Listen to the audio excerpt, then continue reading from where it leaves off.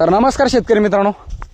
तर मित्रांनो, आपल्या व्हिडिओला एक कमेंट आली आणि कमेंटमार्फत त्यांचं म्हणणं असं आहे की शेळी पालनाला आम्ही सुद्धा सुरुवात केली होती.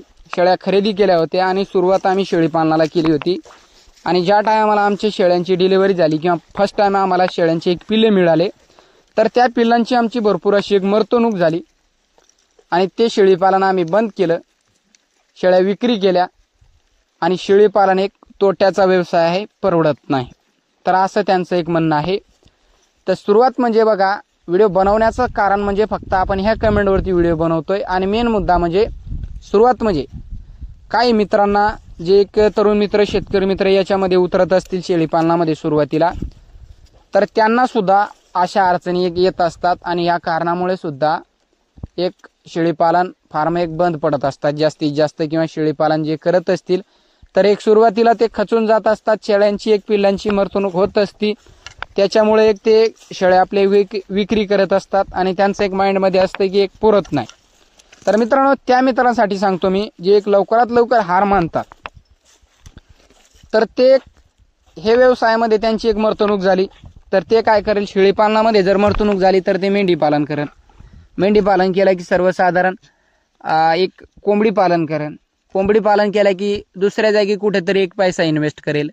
तर त्यांना थोडंफार जर तिथे एक लॉस झाला तर तिथे सुद्धा ते एक असं सोडून देत असतात. तर हे सोडून देणं, धरणं, सोडणं याच्यामध्ये संपूर्ण आयुष्य त्यांचं जात असतंय. तर मित्रांनो, एक व्यवसायामध्ये जर तुम्ही उतरलात, तुम्हाला सांगतो मी, माझा अनुभव सांगतो, किंवा जर तुम्ही एक व्यवसायामध्ये कोणत्याही उतरलात, शेळीपालन जर तुम्ही केलात तर 100% फायद्याचा व्यवसाय आहे. पण सुरुवात तुम्हाला अडचणी तुम्हाला जास्त येतील. सुरुवात म्हणजे तुम्हाला अनुभव कमी असतो. वारंवार आपण सांगत असतो की सुरुवातीला ज्या टायमाला आपण व्यवसायामध्ये उतरत असतो, कोणत्याही उतरा, तर त्याचा अनुभव किंवा प्रशिक्षण घेऊन, शेळीपालनामध्ये आता प्रशिक्षण सुद्धा घेऊन तुम्ही शेळीपालन करू शकता. तर प्रशिक्षण घेऊन सुद्धा शेळीपालन केलं तुम्ही तर एक फायदेशीर आहे. तर काय मित्र प्रशिक्षण घेतात, सर्टिफिकेट घेत असतात आणि त्याच्यामध्ये त्यांना वाटत असतं की आपल्याला काय अडचण येते. 100% त्यांना सुद्धा लॉस होत असतो. पण याच्यामध्ये तुम्हाला सांगतो, बिगर प्रशिक्षणाचे माणसं, शेतकरी मित्र असो, तरुण मित्र असो, 1 रुपयाचा प्रशिक्षण नाही, काहीच नाही, तर त्यांना अडचणी येत नाही. तर अडचणी काय येत नाही मित्रांनो, त्यांच्या संगोपनावरती, बारीक सारीक गोष्टीवरती ते एक लक्ष देत असतात. तर काही असे सुद्धा आहेत, तर प्रशिक्षण घेऊन सुद्धा त्यांचं एक चांगल्या पद्धतीचं शेळीपालन चालत नाही. तर त्यांना वाटत असतं की पुस्तकी ज्ञान आमच्याजवळ भरपूर आहे. आणि बिगर पुस्तकी ज्ञानाचे सुद्धा काही शेळीपालन चांगल्या पद्धतीने फार्म चालत आहेत. अडचणी कमी प्रमाणात येत असतात. फक्त एवढं की माइंड त्यांचं चांगल्या पद्धतीने शेळ्यावरती एक लक्ष देत असतात की आपल्या शेळ्यांना आजार काय आहे, काय कशा पद्धतीने. तर तवरूत एक डॉक्टरच्या सल्ल्याने सुद्धा ते काम करत असतात. तर माझं कसं आहे बघा, तुम्हाला सांगतो, सुरुवात जर तुम्हाला करायचं असेल तर 100% एक अनुभव तुम्हाला असेल तर काही हरकत नाही. शेळीपालन तुम्हाला करायचं असेल तर सुरुवात म्हणजे प्रशिक्षण घ्या.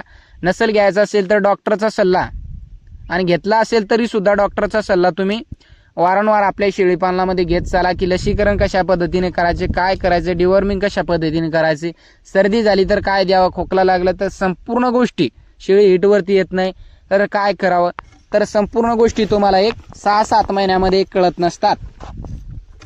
6-7 महिन्यामध्ये तुम्हाला एवढा अनुभव येत नसतो की शेळीपालनामध्ये आपल्याला अडचणी काय येत असतात. तेवढे काही मित्रांना कळत नाही. काही मित्रांना कमी वेळामध्ये सुद्धा कळत असतं की आपल्याला काय अडचणी येतात, कशामुळे येत असतात.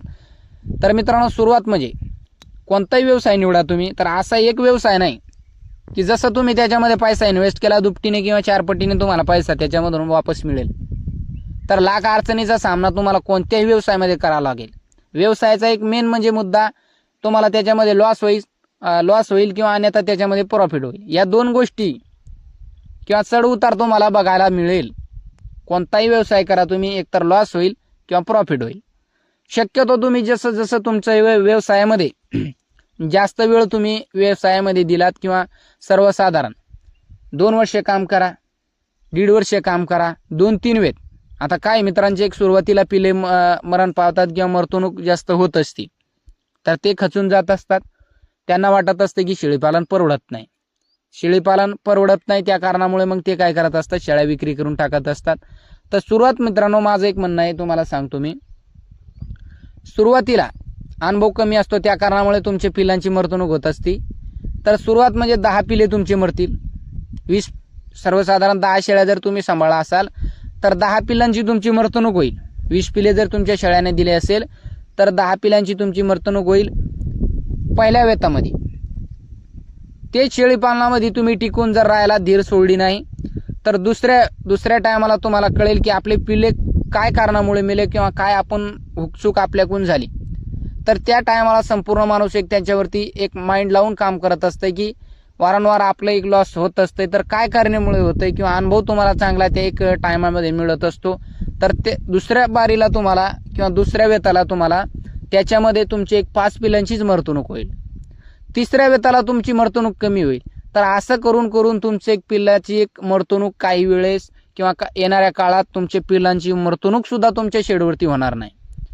तर असं एक व्यवसायामध्ये होत असतं मित्रांनो. चढ उतार तुम्हाला बघायला मिळेल, पण खचून जाऊ नका.